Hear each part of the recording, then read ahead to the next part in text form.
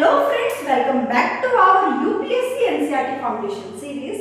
तो आज हम क्लास 6 का चैप्टर नंबर 6 करने वाले हैं, जिसका नाम है न्यू आइडियाज एंड क्वेश्चंस।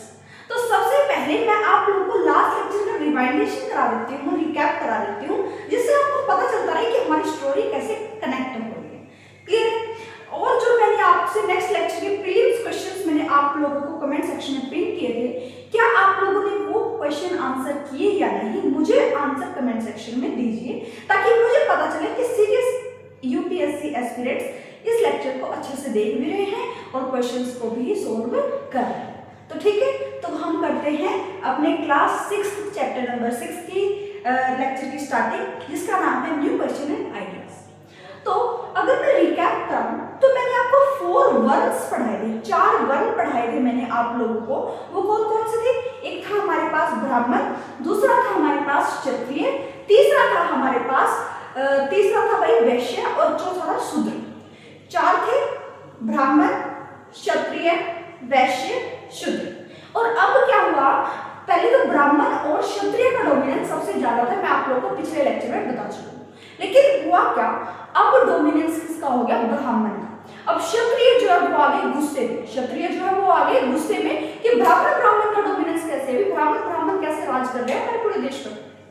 अब फिर क्या हुआ, हमारे बुद्धिज्म और जैनिज्म का जन्म हुआ, बर्थ हुआ। वो कैसे हुआ? क्योंकि रिएक्शन अगेंस्ट ब्राह्मण्स, जो क्षत्रिय का जो रिएक्शन आया, किसके अगेंस्ट में आया? ब्राह्मण्स के अगेंस्ट में आया। उसी से जन्म हुआ बुद्धिज्म एंड जैनिज्म का, जिसको आप लोग भी पढ़ोगे गौतम बुद्ध के बारे में, और जैनिज्म यानी कि आप लोग पढ़ोगे महावीर वर्धन के बारे में। तो ये सारी चीजें आप लोग अभी देखेंगे। तो हम लोग लेक्चर की करते हैं स्टार्ट। तो मैंने आपको बताया कि हमारा जो बुद्धिज्म और जैनिज्म है, उनका बर्थ कैसे हुआ। वो बर्थ क्यों हुआ भाई? ब्राह्मण जो थे बड़े गुस्से में थे, उनको नहीं, क्षत्रिय जो थे वो बड़े गुस्से में थे, क्योंकि ब्राह्मण राज कर रहे हैं, हमें तो पीछे ही हटा दिया, हमें तो कोई वैल्यू ही नहीं समझ रहे। तो क्या हुआ, तब ये जो क्षत्रिय हैं वो लोग जो है बुद्धिज्म जैनिज्म को फॉलो करने के लिए फॉलो करने लगे, और उसके साथ साथ वैश्य भी जो है वो बुद्धिज्म और जैनिज्म को ही सपोर्ट कर रहे थे। मैंने पिछले लेक्चर में आप लोगों को बताया कि इकोनॉमिक्स उनकी बहुत अच्छी हो गई थी, एग्रीकल्चर जो है, आयरन टूल्स आ गए थे, जिससे वो लोग बहुत अच्छे तरीके से अपनी खेत की जुताई कर सकते थे, अच्छे तरीके से उसको उगा सकते थे। आयरन टूल्स आ गए हैं, तो आप लोगों ने, मैंने मगध एम्पायर के बारे में पढ़ाया था आप लोगों को। अगर आयरन टूल्स आ गए हैं तो वेपन भी आ जाएंगे, वेपन भी बनना स्टार्ट हो जाएंगे, जो हथियार जो होते हैं वो भी बनना स्टार्ट हो जाएंगे अगर आयरन टूल्स आ गए। वहां की इकोनॉमी अच्छी चल रही थी। लेकिन प्रॉब्लम क्या हुई? प्रॉब्लम ये हुई कि reason for birth of Buddhism and Jainism, इसमें क्या हुआ, बुद्धिज्म और जैनिज्म का बर्थ का कारण क्या था? यह है Kshatriya reactions against Brahmins ritualistic domination, कि वे जो ब्राह्मण है उनका जो डोमिनेंस का मतलब होता है उनका जो अधिकार था, या फिर आप मान के चलो मनमानी ज्यादा करने लगे थे, सब पर रोक छाड़ने लगे थे। इसीलिए जो क्षत्रियों का जो रिएक्शन आया वो किसके अगेंस्ट में आया? ब्राह्मण के रिचुअलिस्ट के अगेंस्ट आया, जिससे उनको नाराजगी बहुत ज्यादा बढ़ी। और इन्हीं सब चीजों से वैश्यस भी जो है, इन्हीं सब चीजों से परेशान होकर उन्होंने बुद्धिज्म और जैनिज्म को अडॉप्ट करना स्टार्ट कर दिया। इसी तरीके से बुद्धिज्म और जैनिज्म का बर्थ हुआ। क्या हुआ? बर्थ हुआ। किसी का नॉर्मल बर्थ होगा भाई, हमें क्या पता। लेकिन जो बुद्धिज्म और जैनिज्म के जो आप लोग मान के चलो रिचुअल्स है, या फिर उनके जो आइडियाज है, जब वो हर जगह फॉलो होने लग जाए तो वो बहुत बड़े पॉपुलर या फिर फेमस मान ली जाते हैं। इतनी बात समझ आती है? तो अब मैं आप लोगों से बोलती हूँ कि जो वैश्यास हैं वो सपोर्ट कर रहे थे बुद्धिज्म और जैनिज्म। क्या इतनी बात समझ आती है? इसीलिए बुद्धिज्म और जैनिज्म का क्या हुआ? बर्थ। रीजन, कारण समझ आया कि बुद्धिज्म और जैनिज्म आया कहां से? मैं आप लोगों को स्टोरी से कनेक्ट कर रही हूँ। पिछले चैप्टर में मैंने आपको 4 वर्ड पढ़ाए, आप लोगों को बता दिया था, 2 डोमिनेट कर रहे थे, एक था हमारा क्षत्रिय और दूसरा था हमारा ब्राह्मण। लेकिन क्या हुआ, ब्राह्मण सबसे ज्यादा डोमिनेट करने लगे भाई, ब्राह्मण कुछ समझते नहीं थे क्षत्रिय को भी, तो क्षत्रिय को आया गुस्सा बहुत ज्यादा, और वो क्या करने लगे? बुद्धिज्म और जैनिज्म को फॉलो करने लगे। और उसके साथ साथ वैश्य जो ट्रेडर्स थे, जो फार्मर थे, वो भी जो है वो बुद्धिज्म और जैनिज्म के रूल्स और नियम को पालन करने लगे। तो ऐसी क्या चीजें हुई, बुद्धिज्म और जैनिज्म का बर्थ हुआ? अब हम लोग देखते हैं डिटेलिंग क्या है, ध्यान से देखिए। आउटकम क्या हुआ कि birth of Buddhism and Jainism और बुद्धिज्म का बर्थ कैसे हुआ? बुद्धिज्म जो है इसके फाउंडर थे सिद्धार्थ। बुद्धिज्म के जो फाउंडर थे वो थे सिद्धार्थ। तो सिद्धार्थ जो है इसी को बोला जाता था गौतम बुद्ध। क्या बोला जाता था? गौतम बुद्ध। बुद्धिज्म के जो फाउंडर थे जिसने उसकी नींव रखी थी वो थे हमारे गौतम। कौन थे? गौतम और नहीं सिद्धार्थ। क्या थे? सिद्धार्थ। और उसी को हम लोगों ने बोला गौतम बुद्ध। क्या बोला? गौतम बुद्ध।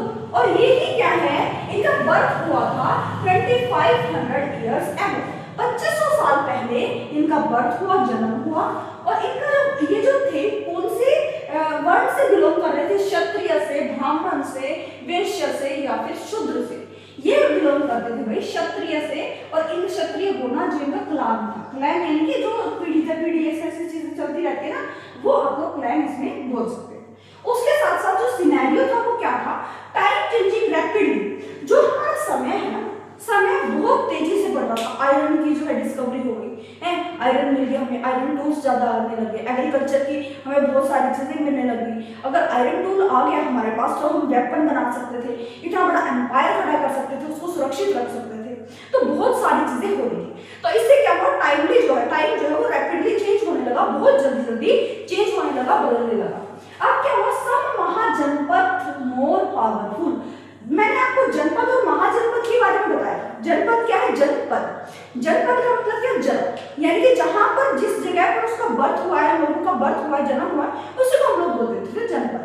अब बहुत सारे, अब जनपद का मतलब क्या? बहुत सारे लोग एक एरिया में रह रहे हैं, उसको हम लोग बोल रहे थे जनपद। लेकिन वही जनपद जब बहुत ज्यादा पावरफुल हो जाए, बहुत ज्यादा स्ट्रॉन्ग हो जाए, तो उसी को बोल दिया जाता है महाजनपद। क्या बोल दिया जाता है? महाजनपद। तो यहाँ पर क्या हुआ? टाइम ज्यादा जल्दी जल्दी जाने लगा। उसके साथ साथ जो महाजनपद है, जो महाजनपद है, कुछ जो महाजनपद थे वो ज्यादा पावरफुल हो गए। जैसे कि मैंने आपको मगध का भी एग्जांपल दिया था, आप लोगों को बताया था कि मगध एक किंगडम बन चुका था। लेकिन अब हम लोग देख रहे हैं कि यहाँ पर क्या हुआ? न्यू सिटीज एग्जिस्टेंस में आने लगी भाई, नए नए शहर आने लगे हमारे सामने।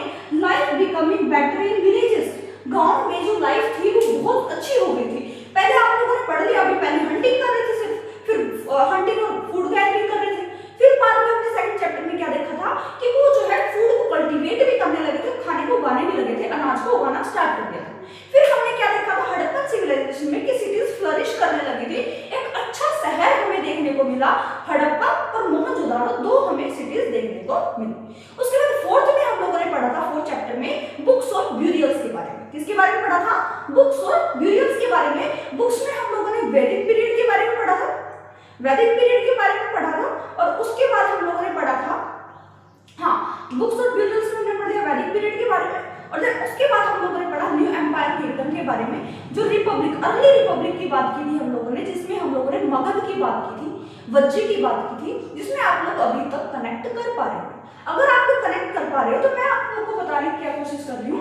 न्यू सिटीज जो है एग्जिस्टेंस में आ गई, life becoming better in villages. गांव में जो है लाइफ बहुत अच्छी होने लगी, एग्रीकल्चर अच्छे से वो करने लगे थे। और ये तो करते ही थे भाई, क्या बोल देते हैं कि भी वो जो है पशु को पाल तो रहे ही थे, ठीक है। उसके साथ साथ वो क्या कर रहे हैं? हंटिंग पहले करते थे, लेकिन अभी खाना पकाने लगे थे, आयरन टूल्स हो गए थे भाई।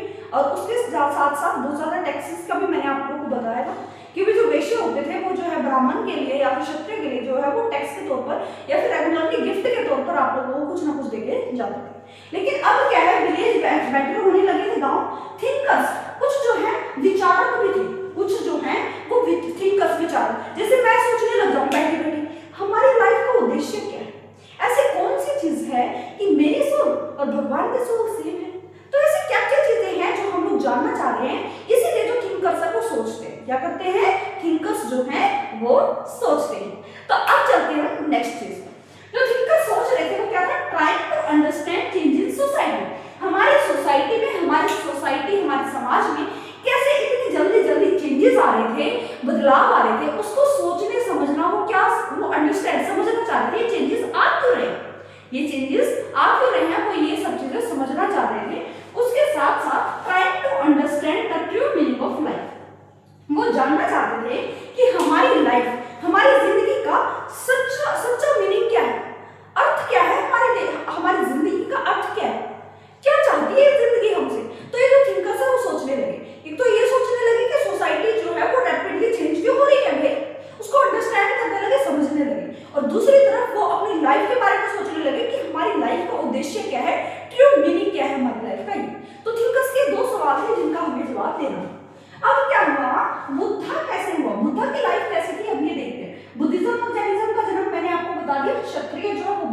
उस समय थे, और वैश्य जो है वो भी बुद्धिज्म और जैनिज्म के रिचुअलिस्ट या फिर नियमों को अपनाते हैं।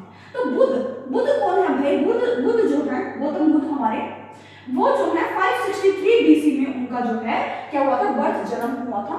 और लुम्बिनी में हुआ, कहाँ हुआ था? लुम्बिनी एक जगह है जो कहाँ है? नेपाल में। कहाँ है? नेपाल में। 563 बीसी में गौतम बुद्ध का जन्म हुआ और वो लुम्बिनी में रहते थे। और लुम्बिनी कहाँ पर था? नेपाल में। कहाँ पर था? नेपाल में। ये बात आप लोग को याद रखनी है। लाइफ ऑफ बुद्धा, अगर बर्थ पता चल गया तो डेथ भी बता देती हूँ साथ ही साथ। उनकी डेथ हुई थी 483 बीसी में। कब हुई थी? 483 बीसी में हुई थी। कुशीनारा, कहाँ हुई थी? कुशीनारा, जिसको हम लोग बोल देते हैं महापरिनिर्वाण। क्या बोल देते हैं? महापरिनिर्वाण।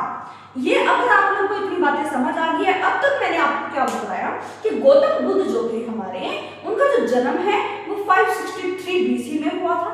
उनका जन्म 563 बीसी में हुआ था और उनकी जो मृत्यु है वो हुई थी 483 बीसी में।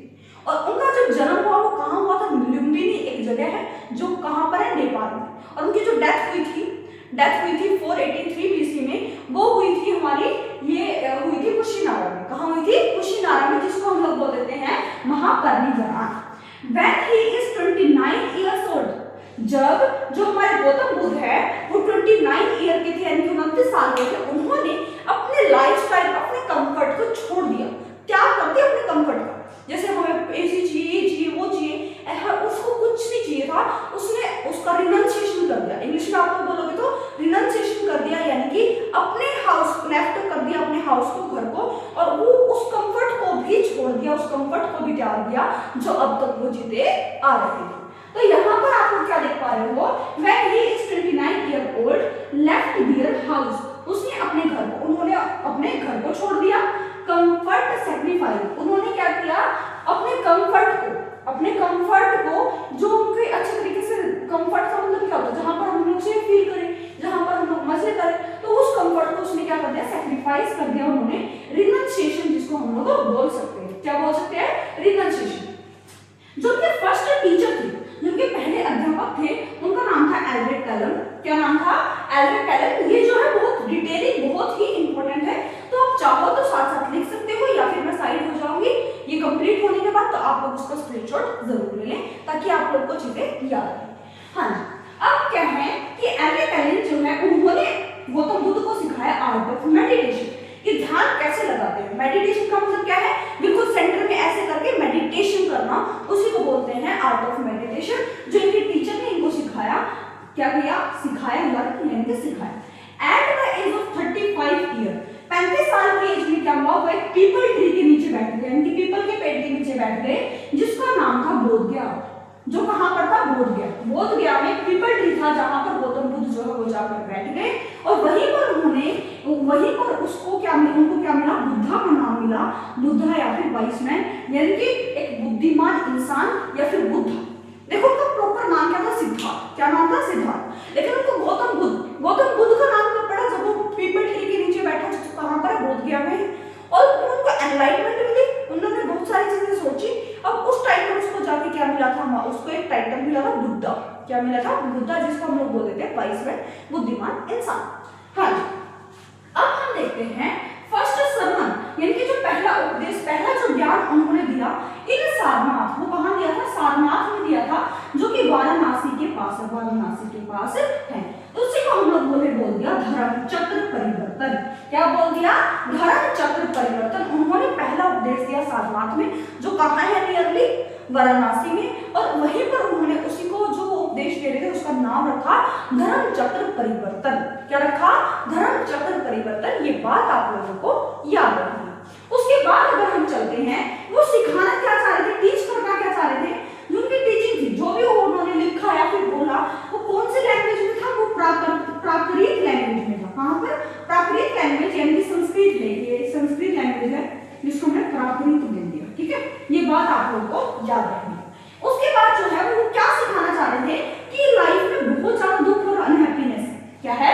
लाइफ में बहुत ही ज्यादा दुख और अनहैप्पीनेस है। कि एक सेकंड भाई, हाँ जी, लाइफ में बहुत ज्यादा दुख और अनहैप्पीनेस है। क्या है? दुख और अनहैप्पीनेस है, यानी कि दुखी है लोग। क्या है? दुखी है, लेकिन वो अपने ही कारण दुखी है। बुद्धा बोलते हैं, गौतम बुद्ध जी बोलते हैं कि वो अपने कारण ही दुखी है। सोरो है, अनहैप्पीनेस है, तो उनके ही कारण है। तो सोरो और अनहैप्पीनेस का एक नाम दिया गया दुखा। क्या दिया गया?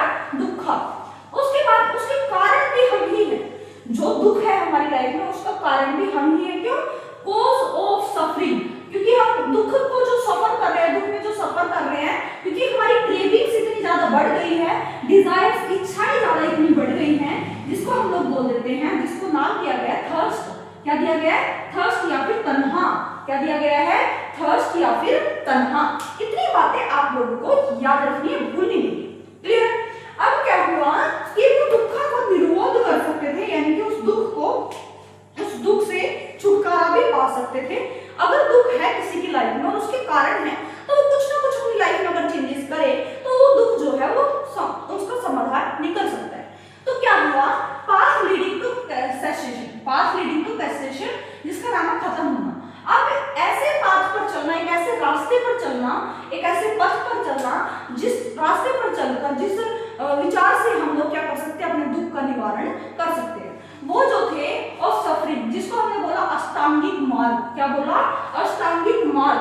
अष्टांगिक का मतलब होता है 8 पाथ फोल्ड। क्या है? 8 फोल्ड पाथ। इनके 8 तरीके हैं जिससे हम लोग क्या कर सकते हैं, अपने दुख का निवारण कर सकते हैं। तो ये चीजें गौतम बुद्ध ने हमें बताई। उसके बाद क्या है?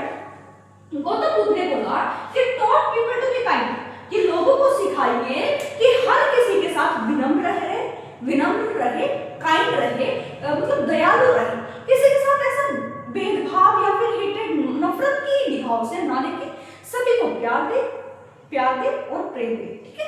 उसके बाद है respect the life of others, हर किसी की लाइफ को, हर किसी की जिंदगी को रिस्पेक्ट करे, चाहे वो ह्यूमन हो, इंसान हो, चाहे वो एनिमल हो, या फिर चाहे वो नेचर हो, चाहे वो प्रकृति हो, एनिमल जानवर हो, या फिर ह्यूमन मनुष्य हो। हमें सभी की लाइफ का क्या करना चाहिए? सम्मान करना चाहिए, रिस्पेक्ट देनी चाहिए। ये बात आप लोगों को याद रखनी।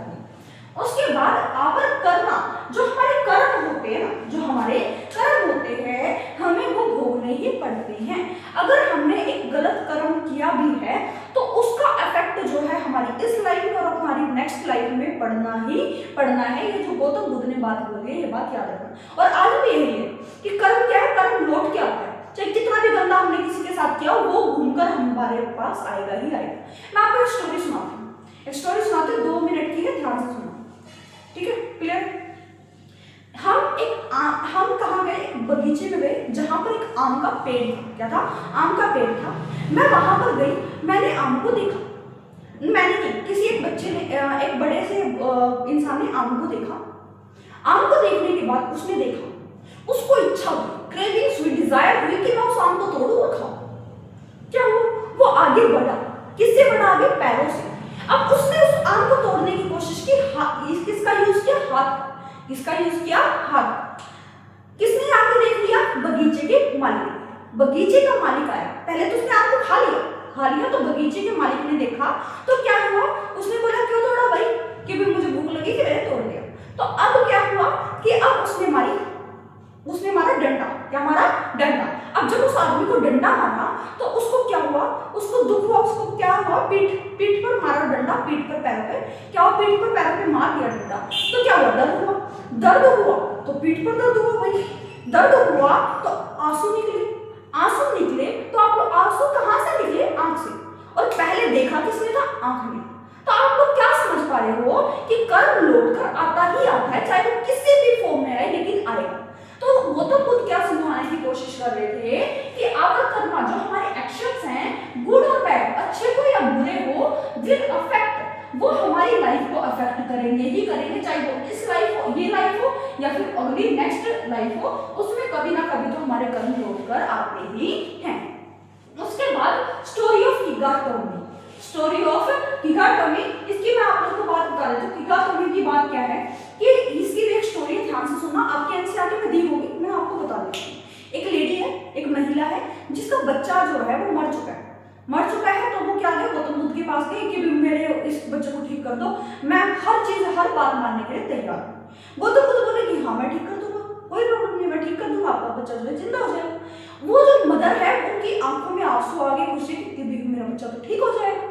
अब क्या हुआ कि जब उन्होंने गौतम बुद्ध ने बोला मैं ठीक तो कर दूंगा इसको, लेकिन आपको एक ऐसे घर से खाना मांग के एक ऐसे घर से खाना लाना होगा जहां पर कोई इंसान कभी मरा ना हो, जहां पर कोई उसके परिवार परिजन कुछ भी ना मरे। तो वो हर जगह पर हर घर पर गई, तो क्या हुआ कहीं ना कहीं हर घर में कोई ना कोई मरा, चाहे वो दादाजी मरे हो, चाहे वो पापा जी मरे हो, चाहे वो मम्मी जी मरी हो, चाहे वो छोटा सा बच्चा मरा, हर घर में मरे। तो वो दोबारा से गौतम बुद्ध के पास आई कि भाई ऐसा कोई भी घर में जहां पर कोई ना मरा। तो वो क्या समझाना चाह रहे थे उनको कि जो डेथ है ना, जो डेथ है, अगर कोई एक इंसान इस धरती पर आया है, पृथ्वी पर आया है, तो उसको जाना भी पड़ेगा। ये एक बिटर ट्रूथ है, कड़वा सच है एक, या फिर आप लोग बोल सकते हो यूनिवर्सल ट्रूथ, जो मानना ही मानना है, जिसकी जितनी लाइफ है वो उतनी लाइफ जिएगा। तो ये स्टोरी भी आप लोग को याद रखना है, और वो एक मैसेज, जो कॉमन मैसेज वो देता है सभी को, वो क्या होता है ध्यान से सुनना। Suffering and death is common to all, दुख के साथ रहना और डेथ जो मृत्यु है वो क्या है, सभी के लिए समान है, साधारण है, जो हर किसी की लाइफ में एक ना एक टाइम पर आती ही है। उसके बाद है वैदिक लिटरेचर। वैदिक लिटरेचर में मैंने आपको वेद बताया है, पहला क्या वेद, वेद में हमने 3-4 वेद पढ़े, ऋग्वेद, यजुर्वेद, सामवेद, अथर्ववेद। अब जो इनमें इन चारों वेदों में जो हाइम्स लिखे हुए हैं, हाइम्स लिखे हुए हैं वो कितने थे, 1028। मैं आप लोगों को नेक्स्ट पहले लेक्चर में भी बता चुकी हूँ। जो हिम्स थे वो वेद में लिखे हुए थे, और हमारे पास 4 वेद हैं, ऋग्वेद, सामवेद, यजुर्वेद, अथर्ववेद। उसके बाद ब्राह्मण, ब्राह्मण क्या कर रहे थे, इन्हीं हाइम्स को, इन्हीं चीजों को क्या कर रहे थे, एक्सप्लेनेशन कर रहे थे ऑफ हाइम्स वेद। वेद की जो एक्सप्लेनेशन, उनका जो वर्णन है वो कौन कर रहे थे, ब्राह्मण। कौन कर रहे थे, ब्राह्मण। उसके बाद जो सेवरल ब्राह्मण, जो बहुत सारे ब्राह्मण हैं, वो अटैच हो गए वेद से, इससे अटैच हो गए वेद से, जो हमारे महर्षि या फिर ऋषियों ने लिखे। अब क्या है, अनाक्यास। क्या है, अनाक्यास। अनाक्यास क्या, अनाक्यास क्या है, फॉरेस्ट टेक्स्ट फॉर हेर्मिट्स और स्टूडेंट, यानी कि वो एक ऐसे इंसान है जो कहां पर रहते थे, जंगलों में ही रहते थे, और जहां पर लकड़ियों पर, पत्तों पर वो टेक्स्ट लिखते थे, ताकि वो किसको समझा पाए, अपने बच्चों को या फिर अपने विद्यार्थियों को, अपने शिष्य को समझा पाए। उसके बाद हमने देखा फोर्थ उपनिषद। क्या है, उपनिषद। इसमें क्या है, approaching and sitting near.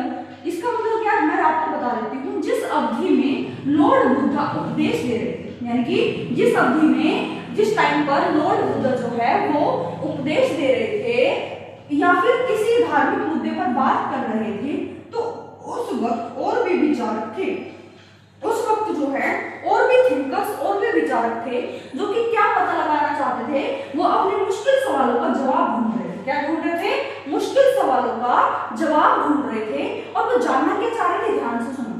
Life after death, मृत्यु के बाद जिंदगी कैसी होती है, और सैक्रिफाइस क्यों करना चाहिए, ये सारी चीजें वो जानना चाह रहे हैं, थिंकर्स यानी कि विचारक जानना चाह रहे हैं। तो अगर उपनिषद, अब वो थिंकर्स क्या जानना चाह रहे हैं, सिंपल वो जानना चाह रहे हैं कि सैक्रिफाइस क्यों करना चाहिए, और आफ्टर डेथ क्या होता है। आप सभी को पता है जो लाइफ है यही है, स्वर्ग नरक जो भी मान के चलो, या फिर होगा स्वर्ग नरक भी होगा, लेकिन मैं आप लोगों को क्या बताना चाह रही हूँ, डेथ एक सभी के लिए कॉमन है, और जो सभी की आती ही आती है। अब डेथ के बाद क्या चीजें होंगी वो अब जाने। आपको पहले चैप्टर में बता चुकी ना, आपको जो बुक्स एंड बेरियल्स वाला जो चैप्टर था उसमें लोग थे, अपने परिजन जो मर जाते थे उनकी जो कब्र के पास जो है कुछ पोटर या फिर कुछ कीमती चीजें रख देते थे, ताकि उनको अगला जन्म मिले। वो क्या सोचते थे, अगर उनको अगला जन्म मिलेगा तो उनके पास कुछ ना कुछ निशानी जरूर होगी।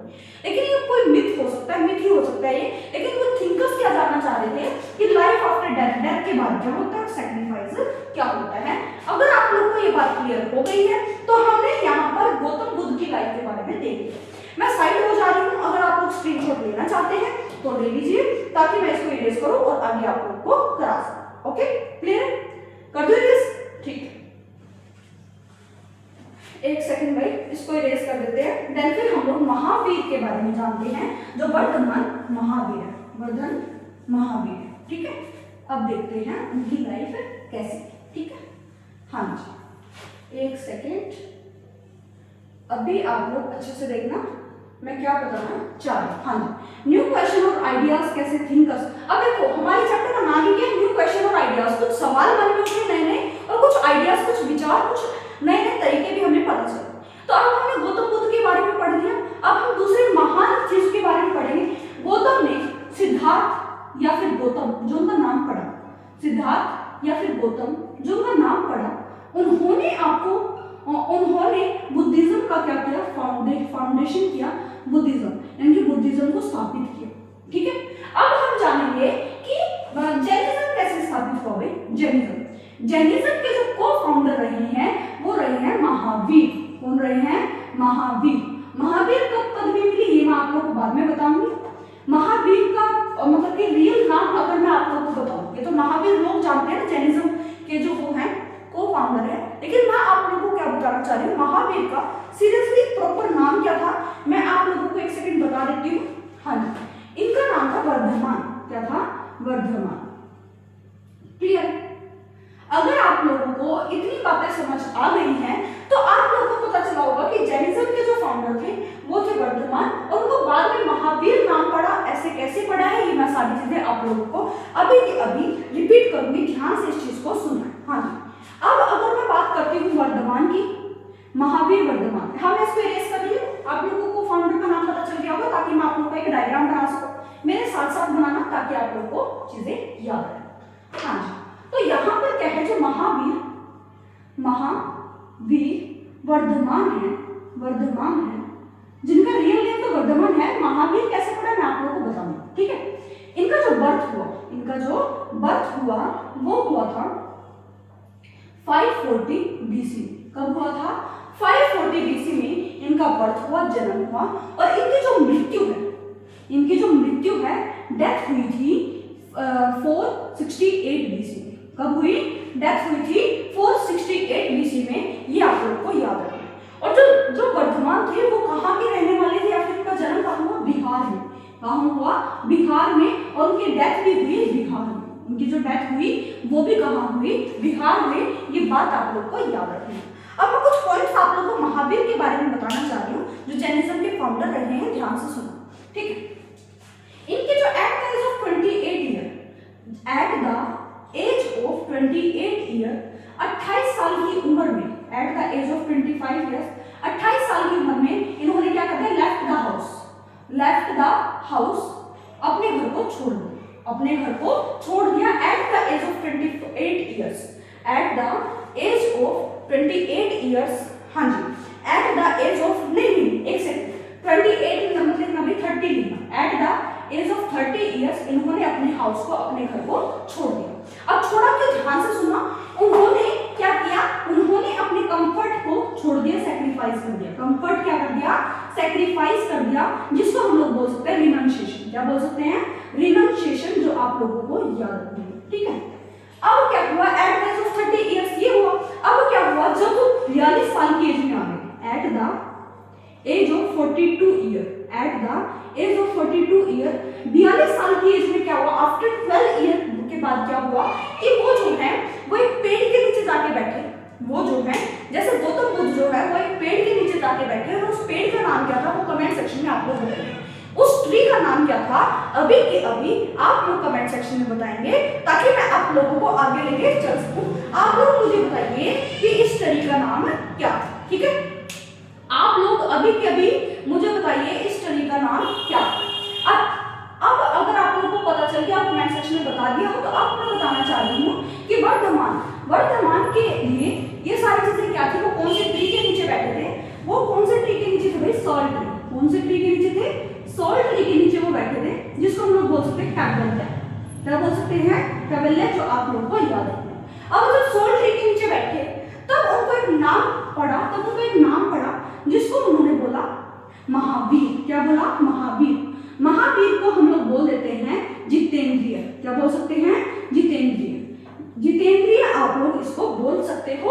ये बात आप लोगों को याद रखनी है। और यहीं से जैनिज्म का क्या होता है? बर्थ होता है। यहीं से क्या होता है? जैनिज्म का बर्थ होता है। ये बात आप लोगों को याद रखनी है। जैनिज्म का क्या होता है? बर्थ होता है। अब क्या हुआ? उन्होंने अपना पहला उपदेश दिया। उन्होंने अपना क्या दिया? उपदेश दिया।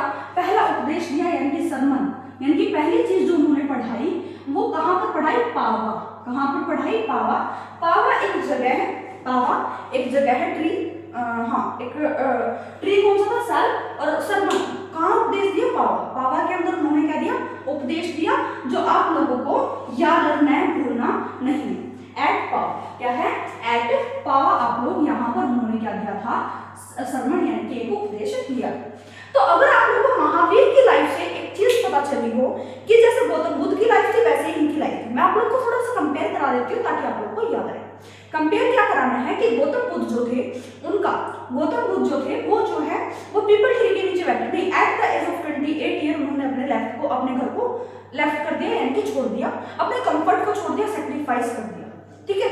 अब क्या हुआ, जब वो 35 ईयर की एज में आए तो उन्होंने एक टीचर थे उनके, एल्ड्रे थे उनके जो टीचर थे, उन्होंने उनको सिखाया कि मेडिटेशन कैसे करते हैं। क्या सिखाया उन्होंने कि मेडिटेशन कैसे करते हैं। उसके बाद कि वो पीपल ट्री के नीचे बैठे तो उनका नाम क्या पड़ा? गौतम बुद्ध। क्या बहुत सारे रीजन है, उन्होंने बहुत सारी चीजें भी बताई, अच्छी चीजें बताई, जिसकी वजह से उनका नाम पड़ा गौतम बुद्ध। क्या पड़ा? गौतम बुद्ध। अब उन्होंने पहला उपदेश, पहला सरमन जो उन्होंने दिया वो था, वो दिया था हमारा वाराणसी में। कहाँ दिया था? वाराणसी, जो कि कहाँ पर है भाई? नियर, कहाँ दिया था भाई? नियर वाराणसी दिया था। नाम याद नहीं आ रहा मुझे, अभी कमेंट सेक्शन में बताइए कि कहाँ दिया था, ध्यान से। अब ऐसे ही महावीर की लाइफ भी है, उनका बर्थ कब हुआ? 540 BC में, जो कि बिहार में हुआ, और उनकी जो डेथ हुई वो भी 463 BC में हुई, 468 BC में हुई, और वो भी बिहार में। At the age of 30 years Gautam Buddha 28 year की एज में जो है वो उन्होंने क्या कर दिया? हाउस को लेफ्ट कर दिया। और यहाँ पर महावीर ने क्या किया? 30 ईयर की एज में उसको लेफ्ट कर दिया, अपने कंफर्ट को सेक्रीफाइस कर दिया। At the age of 42 years after 12 year क्या हुआ कि वो साल ट्री के नीचे बैठे, कवल्ला एक जगह है वहां पर। अब महावीर, वहां पर उनका नाम पड़ा जिसका नाम होता है जितेंद्रिय भी बोल सकते हो आप लोग, या वाइस मैन भी, जैसे हमने गौतम बुद्ध को बोला वैसे ही बोल सकते हैं। उसके बाद है कि सरमन, जो पहला उपदेश दिया वो दिया था एट पावा। कहाँ दिया था? एट पावा, जो आप लोगों को याद रखना है।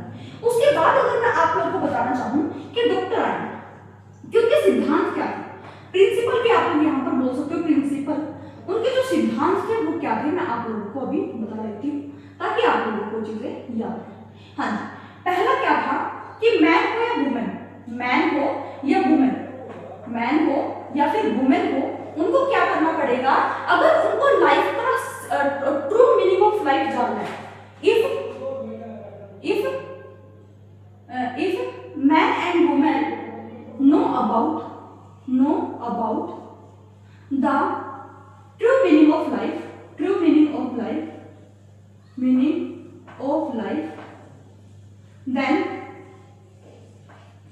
then he या she, कोई भी हो सकता है, लड़का या लड़की, उसको क्या करना पड़ेगा? लेफ्ट दियर हाउस, अपने घर को छोड़ना पड़ेगा, लेफ्ट दियर हाउस।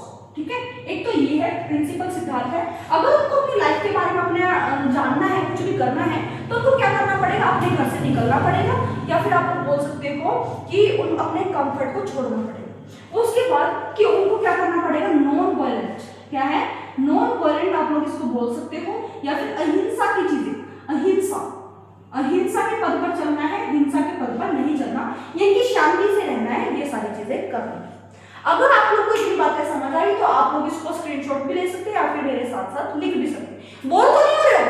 बोर नहीं होना है, बिल्कुल शांत रहे, बिल्कुल मजे से रहे, क्योंकि आज मैं आप लोगों को जैसे मैंने क्वेश्चन पिछले लेक्चर में दिए थे आप लोगों को, वैसे ही मैं अब भी देने वाली हूँ। तो टेंशन ना लो, जो ध्यान से देखेगा वही क्वेश्चन को सॉल्व कर पाएंगे। क्लियर है?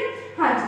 तो अब अगर मैं आप लोगों को बताऊँ, हाँ जी, अगर आप लोगों ने इसका स्क्रीनशॉट ले लिया तो ठीक है, मैं साइड हो जाती हूँ, एक बार ले सकते हो, या फिर आप लोग इसको साथ साथ लिख सकते हो। हाँ जी। तो अब अगर मैं बात करूँ आप लोगों से कि आप लोगों ने देखा कि महावीर की लाइफ कैसी थी, आप लोगों ने यहाँ पर देख लिया। ठीक है, अब मैं आप लोगों से पूछना चाह रही हूँ, कुछ उनको प्रॉब्लम भी है, ठीक है, कुछ उनको मिस्टीरियस में कुछ चीजें लगी, वो क्या थी मैं आप लोगों को बता देती हूँ। मिस्टीरियस या फिर मिसैलियस आप लोग बोल सकते हो इसको। ठीक है, आप लोग ध्यान से देखना। हाँ, यहाँ पर क्या था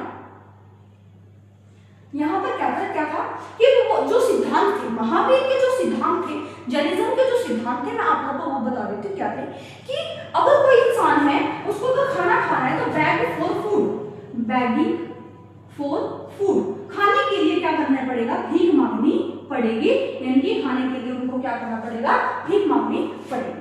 वो किसी को किल नहीं कर सकते, वो किल नहीं कर सकते किसी को भी किल नहीं कर सकते।